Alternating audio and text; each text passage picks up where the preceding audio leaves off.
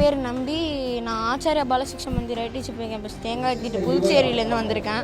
இங்கே சென்னையில் வந்து ஒரு ரோபோட்டிக் ஈவெண்ட்டுன்னாங்க, அதுக்கு நாங்கள் வந்திருந்தோம். இந்த வருஷத்துல இருந்தேன். இந்த ஸ்கூல் சேர்ந்த உடனே எனக்கு ஆடல் திங்கர் லேப்னு ஒரு லேப் இருக்கும்.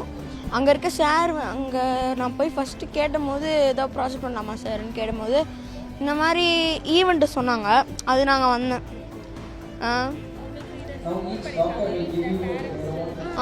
சப்போர்ட் பண்ணியிருக்காங்க.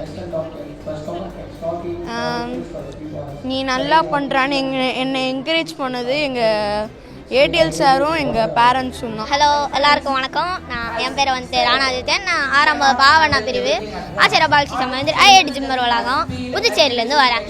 சென்னைக்கு வரும்போது நான் நிறையவே எக்ஸ்பீரியன்ஸ் பண்ணேன். அது மட்டும் இல்லாமல் இந்த ஸ்டார்க் ரோபோட்டிக்ஸில் எனக்கு நிறையவே எக்ஸ்பீரியன்ஸ் கிடைச்சு.